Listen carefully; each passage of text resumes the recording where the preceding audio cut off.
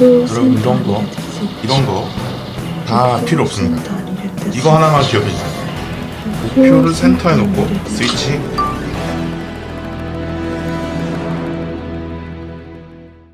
여러분 브이로그 많이 찍으시나요? 브이로그로 막 이렇게 편집을 해서 유튜브에 올리진 않더라도 일상생활에서 반려동물이라거나 아니면 여행 갔을 때 친구들과의 소소한 일상 같은 것들 동영상으로 많이 촬영하시죠. 얼마 전에 저희 조카가 집에서 이제 어항에 기르고 있는 이제 파란색 가재가 있어요. 그 가재를 이제 찍어가지고 동영상으로 촬영을 해가지고 저랑 같이 있을 때 이렇게 삼촌 이거 봐 하면서 보여준 적이 있었는데요. 가재가 이제 바위 속에 이제 숨어 있었거든요.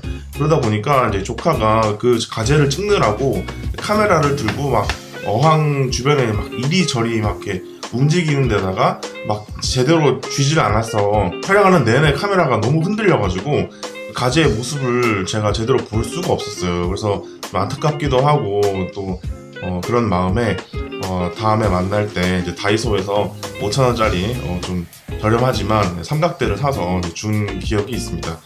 이제 우리가 항상 이렇게 동영상을 촬영할 때 손떨림 이게 참 우리의 고민이잖아요. 어떻게 찍어야 이 손떨림을 줄일 수 있을까? 그래서 손떨림 방지 기능 있는 카메라를 알아보기도 하고 그런데 오늘은 장비 없이 어떻게 손떨림을 최소화할 수 있을지 한 4가지 정도 이제 팁을 드리려고 해요. 첫 번째, 무엇을 어떻게 찍을지를 항상 생각하는 거예요. 이게 무슨 말이냐? 우리가 뭔가 촬영할 때는요, 사실 카메라를 켜기 전에 눈으로 먼저 보잖아요. 뭐 저 풍경이 예쁘다. 혹은 길에서 마주치는 길고양이가 너무 귀엽다. 뭐 이렇게 먼저 우리가 눈으로 보고 인식을 한 다음에 찍어야겠다 생각을 하고 카메라를 켜잖아요.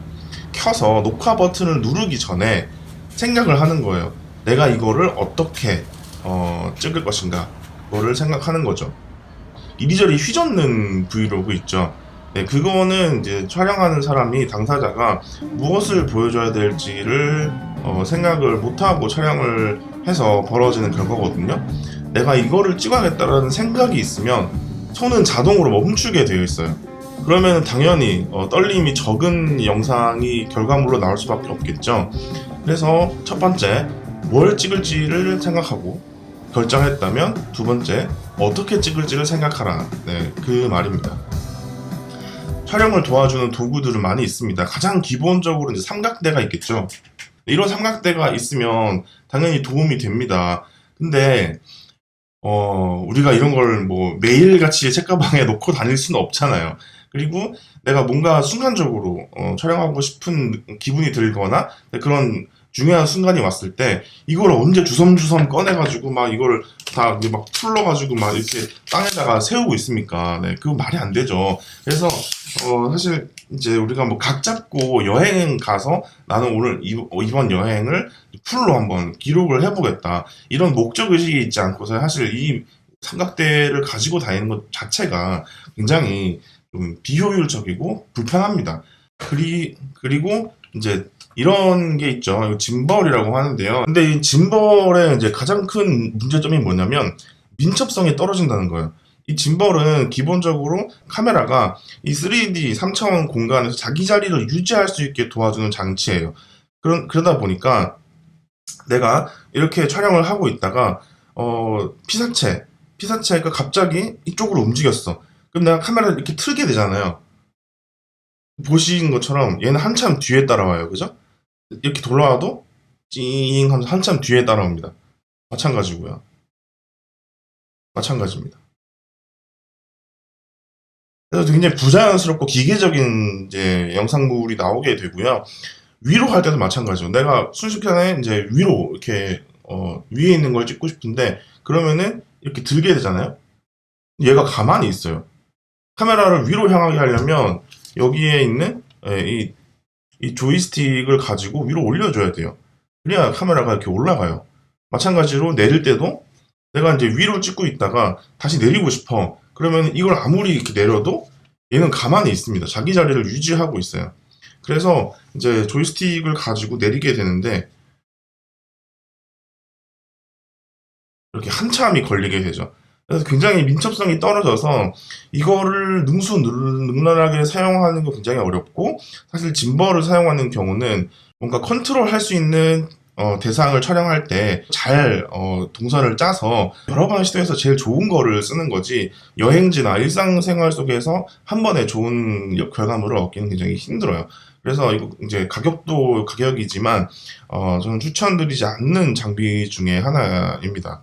그래서 저는 사실 일상에서 영상을 촬영할 때 쓸만한 도구는 이런 거, 네. 아주 가볍게 그냥 핸드폰 연결해서 쓸 수 있는 이런 거 미니 삼각대거든요. 이렇게 다리 벌리면은 다리가 3개가 되고, 모으면은 이제 스틱처럼 쓸 수 있는, 요거 다이소에 가면 한 5,000원 밖에 안 합니다. 네.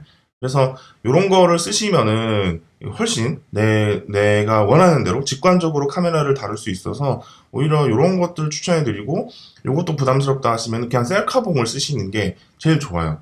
네, 그래서 다른 뭐 삼각대나 짐벌이나 이런 장비를 사기 전에 요런 거 먼저 시도해 보시면 좋겠고요. 사실 이것도 없을 때는 맨몸으로 해결을 해야겠죠. 사실 이게 제일 좋아요. 내가 맨몸으로 카메라를 잘 다룰 수 있어야 장비가 붙었을 때 시너지를 발휘하는 거지. 내가 아무것도 할 수 없는데 장비만 가지고 뭐 좋은 결과물을 얻어내기는 힘들거든요. 자, 그래서 자세가 중요합니다. 카메라를 잡으실 때 보통 뭐 촬영할 때 가로로 찍으면 이렇게 촬영을 하고, 세로로 찍으면 이렇게 촬영을 하잖아요.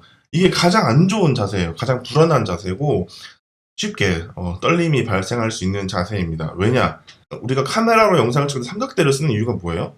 예, 수학 시간에 배우셨겠지만 점이 3개가 모여야지 평면이 되잖아요.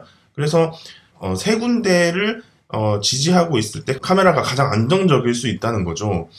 그래서 이렇게 맨손으로 촬영을 할 때에도 지금 자세를 기억하세요. 이렇게 찍으시는 겁니다.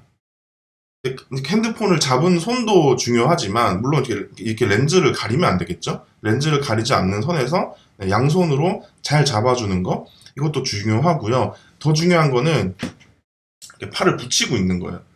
그러니까 팔꿈치를 내 몸에 붙임으로써 이제 점이 하나, 2개, 3개 이렇게 몸으로 삼각대를 만들어 주는 거죠. 그리고 세로로 찍을 때도 그냥 이렇게 찍을 수도 있겠지만, 조금 공들여서 좀 요렇게 여기도 하나, 둘, 셋 이렇게 잡고 촬영을 하시면 도움이 많이 되실 겁니다.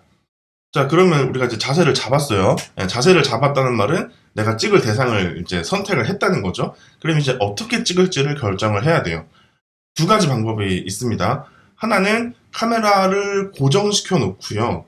사각형 프레임이 일종의 무대가 되는 거고, 그 무대 위에서 피사체가 자유롭게 뭐 인아웃을 하는 거죠. 근데 이렇게 고정해서 촬영을 하실 때 다 좋은데 한 가지 유의하셔야 될 점이, 이렇게 찍을 때는 움직일 때보다 훨씬 더 수평 수직에 유의하셔야 돼요. 뭐 건물 기둥이라든가 뭐 냉장고나 이런 이제 네모난 사물들이 있잖아요. 걔네들이 이제 지면과 수평, 수직이 되도록 촬영을 하셔야 됩니다. 지금도 뒤에 보시면은 뒤에 이제 요런 기둥이나 뭐 이런 것들이 다 일자로 잘 서 있잖아요. 근데 이게 만약에 이렇게 기울어져 있다고 생각을 해보세요. 이런 식으로 한 30분 영상을 본다고 생각해보세요.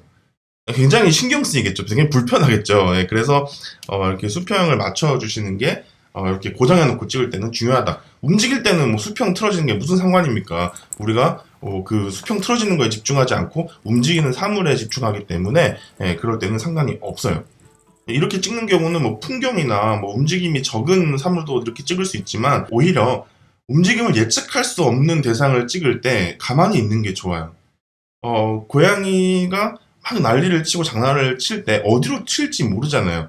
그럴 때는 애써서 고양이를 따라가려고 막 이렇게 움직이다 보면 정신 없어지고 살릴 수 없는 영상이 돼요. 그럴 때는 오히려 좀 가만히 있어주면 고양이의 움직임을 훨씬 안정적으로 담을 수가 있습니다. 근데 반면에 피사체가 움직이긴 움직이는데 내가 어느 정도 예측 가능한 경우가 있죠. 친구가 뭐 축구하는 모습을 촬영해 줄 수도 있고, 그 예측에 따라서 이제 카메라를 좀 자연스럽게 움직일 수가 있잖아요. 그럴 때는 이제 카메라로 피사체를 따라가 주는 것도 이제 좋은데요. 그럴 때 한 가지 이제 유의하실 점은, 항상 피사체를 가운데 놓고 촬영을 하시는 게 좋습니다. 가능한 그 피사체를 화면의 중심에 놓고 녹화 버튼을 누르시는 게 좋습니다. 네, 이렇게 간단한 몇 가지 팁을 전해드렸는데요. 사실 오늘도 제가 오전에 이제 친한 친구, 고등학교 친구 결혼식에 이제 다녀왔는데, 역시나 이제 뭐 신랑 신부 입장할 때 혹은 이제 행진할 때 많은 사람들이 사진도 찍고 영상도 찍고 하더라고요. 근데 제가 보니까 제가 이제 이걸 강의를 하려고 하니까 눈에 보이잖아요. 근데 대부분 그냥 이렇게 찍고 있거나 아니면 이렇게 찍거나 또 사람들이 많기 때문에 이렇게 비집고 막 들어가서 막 이렇게 위에서 찍고 뭐 사이사이로 이렇게 찍으시더라고요. 물론 어떻게 찍어도 신랑 신부는 그 마음을 다 이해하고 너무 고마워하겠죠. 그래도 기왕 찍어주는 거, 사실 결혼식에서 찍는 사진과 동영상은 내가 소장하려고 찍는 게 아니잖아요. 잘 찍어서 이제 신랑 신부한테 축하해라는 말과 함께 이제 전달해 주려고 촬영을 하는 건데, 그럴 때 좀 더 신경 써서 자세를 잘 잡고 구도를 다 맞춰 놓은 다음에 녹화 버튼을 누른다. 다시 말하면 목표를 센터에 놓고 스위치 온. 요것만 기억을 하시면 사진이 너무 잘 나왔네요. 영상 너무 좋네요. 감사합니다. 뭐 고마워. 이런 말들을 할 거잖아요. 또 그런 걸 주고 받는 게 또 이제 사는 재미 아니겠습니까? 오늘 팁은 여기까지고요. 우린 다음 영상에 만나요. 안녕.